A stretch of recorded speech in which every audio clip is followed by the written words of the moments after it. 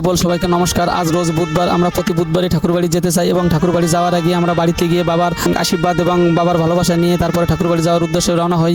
এবং আরেকটি বড় কথা যেটা হচ্ছে, আমার বড় ছেলে ইন্ডিয়া থাকে, তার আজ পরীক্ষা এবং রোজ বুধবার, সেই উদ্দেশ্যে আমরা রওনা হয়ে যাব এখন বাবার কাছে। বাবাকে গিয়ে বলবো তার বড় নাতিনের আজ পরীক্ষা এবং ঈশ্বর যেন তার পরীক্ষা ভালো করে এবং ঈশ্বর যেন তার সহায় থেকে ভালো থাকে। কিন্তু আমার বাবা যখন শুনবে যে তার বড় নাতিনের আজ ইন্ডিয়া পরীক্ষা, শুনে আমার বাবা এতটা খুশি হবে যা বলে আপনাদের কাউকে বোঝাতে পারবো না। তাই আমরা বাবার উদ্দেশ্যে রওনা হচ্ছি। বাবা আমাদের থেকে একটু দূরে থেকে, আপনারা জানেন, কিন্তু সেই উদ্দেশ্যেই আমরা যাচ্ছি, রওনা হচ্ছি। ও বাবা তো আমাদের সামনেই।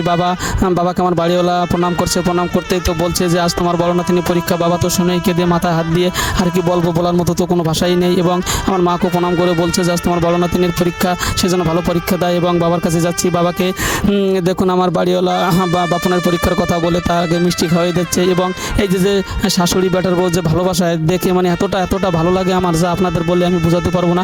ঈশ্বরের কাছে কামনা করি এই শ্বশুর শাশুড়ি এবং বেটার বউর ভালোবাসা যেন সারা জীবন অক্ষয় হয়ে থাকে এবং সব ছেলে সন্তান যেন এইভাবেই মা বাবাকে নিয়ে একই সাথে যেন ভালোভাবে বসবাস করে বাঁচতে পারে, থাকতে পারে। আর আমার বাবার জন্য দোয়া আশীর্বাদ করবে যেন সুস্থ শরীরে ভালো থাকে। জয় হরি বল।